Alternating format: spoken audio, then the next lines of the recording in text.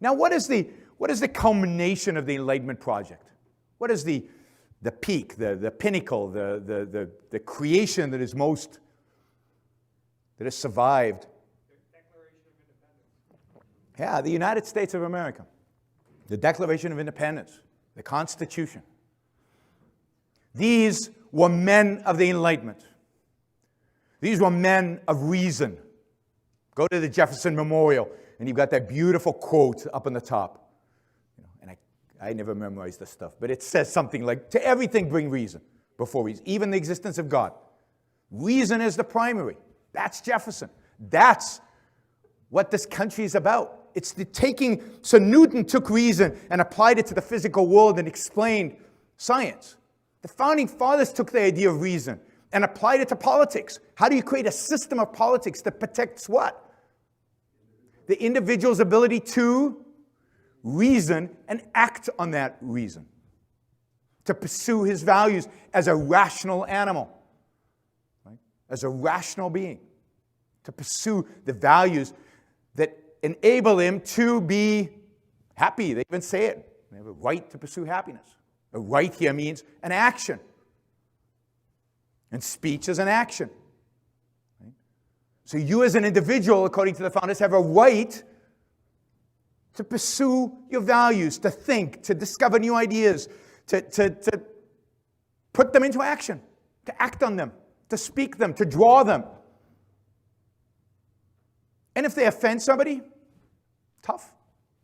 They have to deal with it. It's not your responsibility. And indeed, for the founders, I'm going to be showing cartoons throughout. So. Indeed, for the founders, the one on the left, by the way, is a Danish cartoon. We'll talk about those in a minute, from 2005.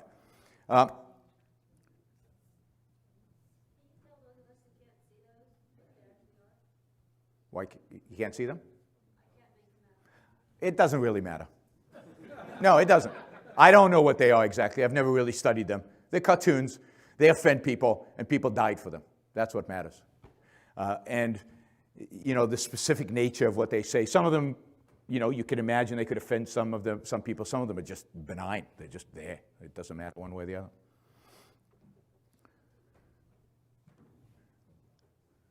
So for the founders, freedom of speech, the ability to express yourself, is crucial. It's in the First Amendment, right? First Amendment to the Constitution deals with this one issue. Right? And why is it so important to them? Because what did they do? Who did they offend? Who did the Declaration of Independence offend? Well, King George and the British, right? It was a huge offense to them. Good. Cool. Right? It stood for something. Indeed, if you really think about it, is there ever a truth that doesn't offend somebody? Is there ever something new that somebody who's bound to tradition or bound to the past is not offended by its existence? Think Uber and taxi drivers. Right? They find Uber offensive. And some of them have resorted to violence, particularly in Paris. Whoops. So this idea of free speech, the idea of a right to action, to speak, to draw, to pursue your rational values in pursuit of your happiness, in pursuit of your life, is at the core of Western civilization, because it's at the core of the Enlightenment, and it's at the core of what it is that is America. It's at the core of what this country stands for, has always stood for. And whose responsibility is it to protect this idea of free speech? To protect your ability to exercise your freedom? It's the government. The one job the founders, the one job they give government is to protect us from those who would silence us. It's to protect us from those who would threaten us. It's to protect us from those who would kill us. protect our right to draw that, or to draw anything, or to say anything. That's the one job of government. It's not even to have an opinion about whether that's offensive or not. Indeed, I would argue that part of the idea behind a separation of church and state is not just church and state, but in terms of ideas. The government doesn't have an opinion about what offends some people, doesn't offend other people, what ideas are right or what ideas are wrong, what science is good science, what science is bad science, what's a good educational curriculum, what's a bad educational curriculum. Government has no role in making those distinctions. All government is there to do is to protect you from engaging in those activities, right or wrong. And many ideas are wrong. Many ideas, indeed, objectively, are truly offensive. And yet people have a right to engage in those ideas. Because part of the question you have to ask yourself, or they have to ask themselves, people who object to free speech is at the end of the day, who gets to decide? There's a lot of ideas out there. Some of them are true, some of them are not. Who gets to decide which are true and which are not? Who's the authority here? And remember, what is government? What is government? Government is a gun. Government is coercion. Government is force. Do you want the entity with a gun, the entity that is force, to make those distinctions? Newton right, scientists Y wrong, No, they can't. They don't have the tools, they don't have the mechanisms, and it's incredibly dangerous because at the end of the day, they will kill off truth. They will kill off virtue.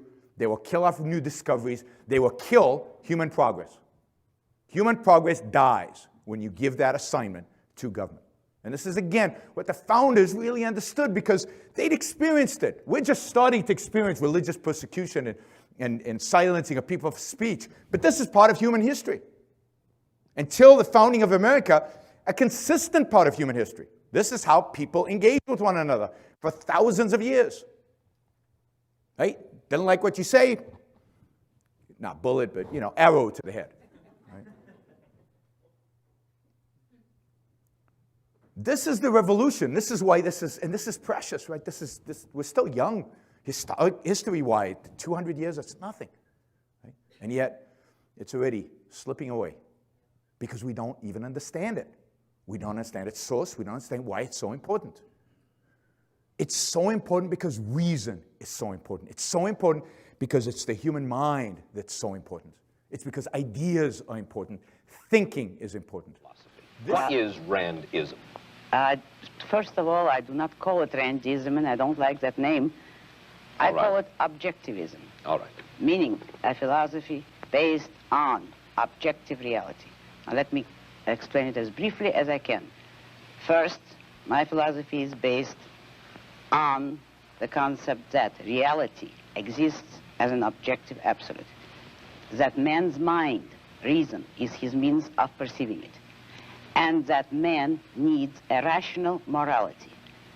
I am primarily the creator of a new code of morality which has so far been believed impossible, namely a morality not based on faith.